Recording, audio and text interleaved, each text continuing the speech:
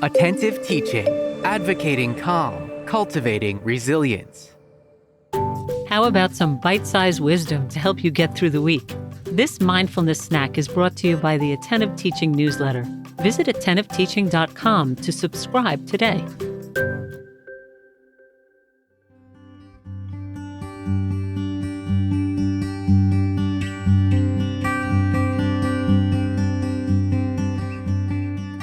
Finding the window of tolerance.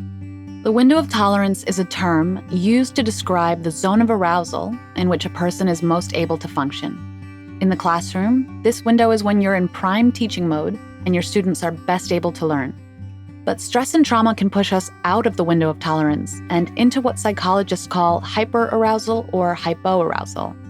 I'll explain those two concepts and then give you some grounding techniques to try for yourself or with your students to bring you back into the present moment. Hyper and hypoarousal are both trauma responses. Think of hyperarousal as the fight response and hypoarousal as the flight response. The former causes your body to go into high alert, which can result in behavioral changes like being irritable, angry, hyper, restless, unable to focus, walking away, emotionally reactive.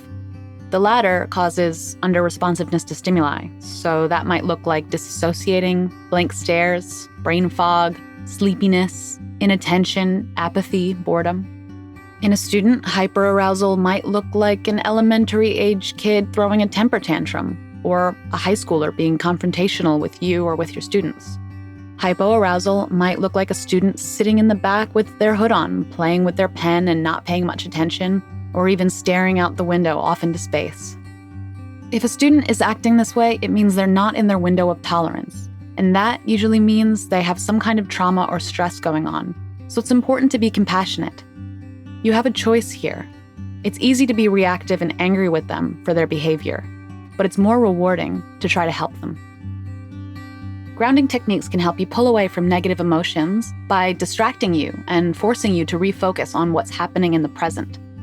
At Attentive Teaching, we encourage teachers to practice what we hope they'll preach and use these techniques themselves so they can more readily bring them into the classroom. The type of technique you use might be different depending on whether you or your student is hyper or hypo-aroused. I like to think of them as tools in my emotional toolbox. If you or your student is hyper-aroused, you can decrease arousal in the following ways. You can try listening to soothing music, playing with a fidget spinner or a stress ball, maybe even throw a ball and have a quick game of catch. You can give yourself or your student a special task to work on. An easy one is try chewing on a piece of gum or having a glass of water. You can also try describing objects in the room based on the color. This one might be a bit tricky for the classroom, but hold an ice cube in your hand for as long as you can and focus on the sensation.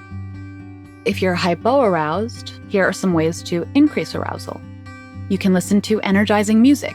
You can dance or play an instrument.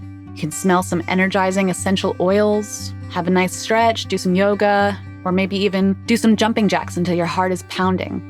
And this one's probably good for the kids. Eat some sour candies or gummies. It may not seem natural at first to do some of these activities, but we promise they help. We also know this might be difficult to bring this up to students who are exhibiting behavioral issues in your classroom. You might want to start by saying something like, "You seem like you're not having the best day," or "I'm noticing that you're in a different headspace right now. What's going on for you? What are you experiencing? How can I help?" Taking the time to address a student in need will not only help you make that connection with your student and show them that someone cares about them, but by having them reflect on their experience, you're giving them another tool to being more mindful and self-aware. Now remember, do try this at home and in the classroom, and let us know how it went. We have weekly teacher chats every Wednesday night at 7:30 p.m. Eastern Time, which you can sign up for on our website, attentiveteaching.com, or get in touch with us on social media. We'd love to hear from you.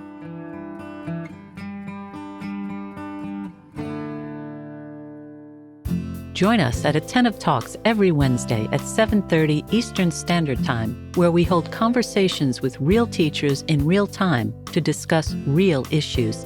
If you'd like to join our weekly chat, join our private Facebook group Attentive Talks, where we post our Zoom info. That's Attentive Talks every Wednesday at 7:30 p.m. Eastern Standard Time. Attentive Talk is a project of attentive teaching where advocating calm and cultivating resilience are our #1 priorities.